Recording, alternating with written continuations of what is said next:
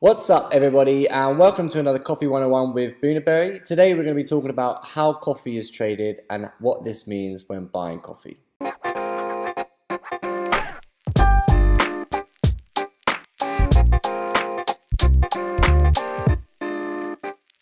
So there's a few basics to know about coffee trading.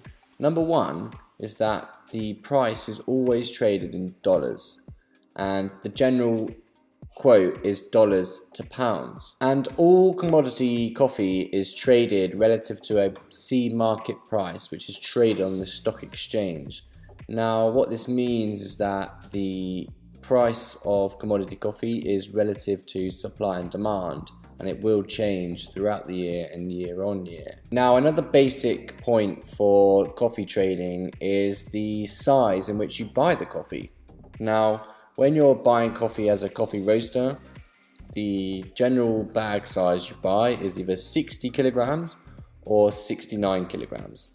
Now you'll generally find a 60 kilogram bag from Africa, Indonesia and Brazil, and generally you'll find a 69 kilogram bag from the Central American countries. So how does this all apply to the specialty coffee industry, and how do we trade coffee? The first method is direct trade.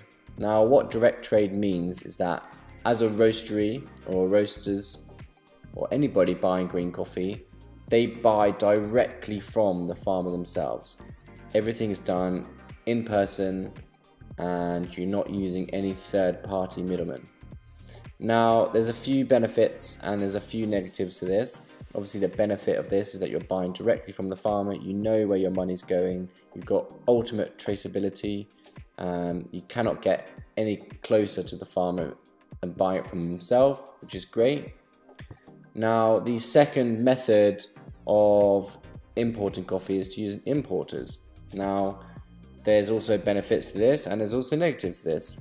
The benefit to this is that the importer has a lot more money to invest back into the coffee farms.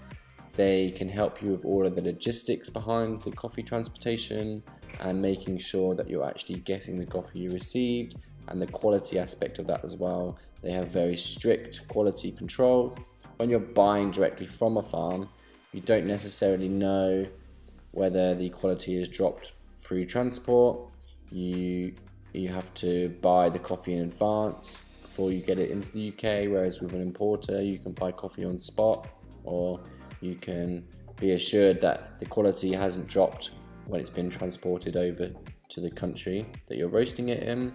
So the importer can basically fund the farmer and give him a loan to improve next year's crop, and it basically incentivizes the farmer to invest in technology which brings better quality coffee over to us, which we can then sell and roast to our customers. Now obviously traceability is a huge factor when buying coffee, and what you'll find is generally the commodity coffee has no traceability because it's bought in a big auction lot and it's got mixed with all of these different coffees and different origins, and they'll just chuck it in a blend, and that's okay, but you're missing that connection with the farmer, the fact that you can literally trace it back to that one farm, and that in itself kind of plays into the fact that the farmer will get more money from that because they will get more recognition.